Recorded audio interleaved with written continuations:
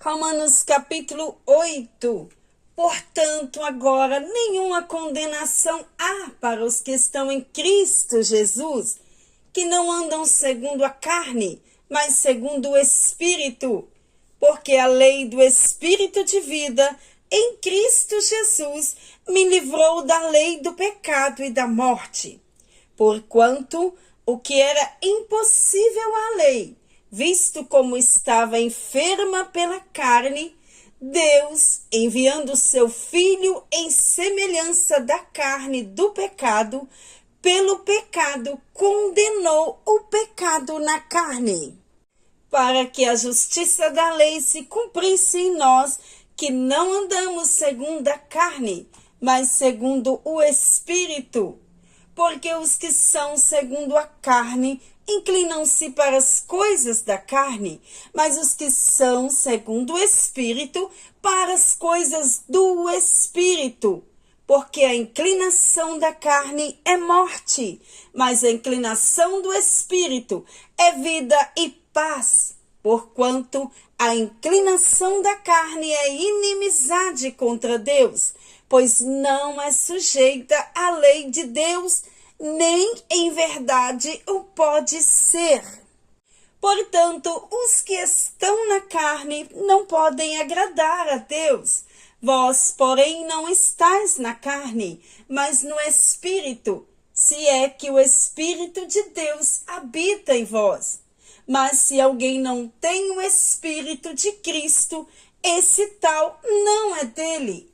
E se Cristo está em vós, o corpo, na verdade, está morto por causa do pecado. Mas o Espírito vive por causa da justiça. E se o Espírito daquele que dos mortos ressuscitou a Jesus habita em vós, aquele que dos mortos ressuscitou a Cristo também vivificará os vossos corpos mortais, pelo seu Espírito que em vós habita. De maneira que, irmãos, somos devedores, não à carne, para viver segundo a carne. Porque se viverdes segundo a carne, morrereis. Mas se pelo Espírito mortificardes as obras do corpo, vivereis. Porque todos os que são guiados pelo Espírito de Deus, esses são filhos de Deus. Porque não recebeste o espírito da escravidão, para outra vez estardes em temor, mas recebeste o espírito de adoção de filhos, pelo qual clamamos, Abba, Pai.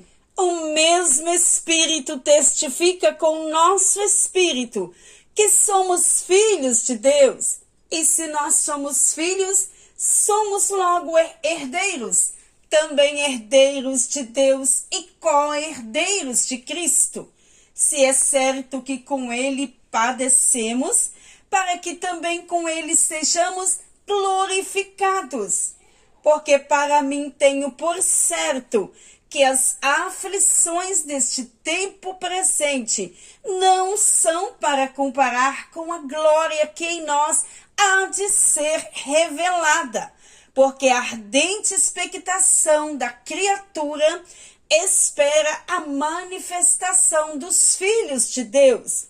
Porque a criação ficou sujeita à vaidade, não por sua vontade, mas por causa do que a sujeitou, na esperança de que também a mesma criatura será libertada da servidão, da corrupção, para a liberdade da glória dos filhos de Deus. Porque sabemos que toda a criação geme e está juntamente com dores de parto até agora. E não só ela, mas nós mesmos, em tempos, as primícias do Espírito, também gememos em nós mesmos, esperando a adoção, a saber, a redenção do nosso corpo, porque em esperança somos salvos.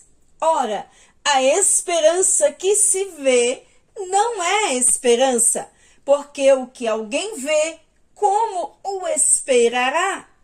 Mas se esperarmos o que não vemos, com paciência o esperamos. E da mesma maneira, também o Espírito ajuda as nossas fraquezas, porque não sabemos o que havemos de pedir como convém, mas o mesmo Espírito intercede por nós com gemidos inexprimíveis. E aquele que examina os corações sabe qual é a intenção do Espírito.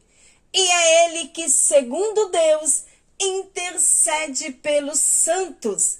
E sabemos que todas as coisas contribuem juntamente para o bem daqueles que amam a Deus, daqueles que são chamados por seu decreto.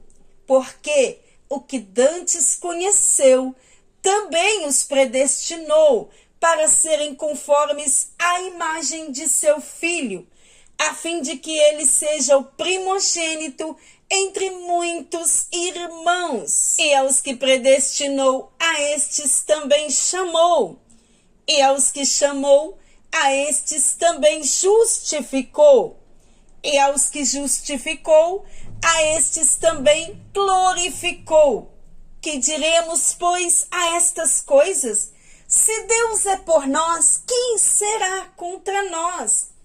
Aquele que nem mesmo seu próprio Filho poupou, antes o entregou por todos nós, como nos não dará também com ele todas as coisas? Quem tentará acusação contra os escolhidos de Deus? É Deus quem os justifica. Quem os condenará? Pois é Cristo quem morreu, ou antes quem ressuscitou dentre os mortos, o qual está à direita de Deus e também intercede por nós. Quem nos separará do amor de Cristo? A tribulação, ou a angústia, ou a perseguição, ou a fome, ou a nudez, ou o perigo, ou a espada? Como está escrito, por amor de ti somos entregues à morte todo dia. Fomos reputados como ovelhas para o matadouro.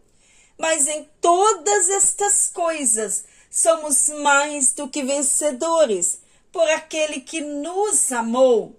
Porque estou certo de que nem a morte, nem a vida, nem os anjos, nem os principados, nem as potestades, nem o presente, nem o porvir, nem a altura, nem a profundidade, nem alguma outra criatura nos poderá separar do amor de Deus, que está em Cristo Jesus, nosso Senhor.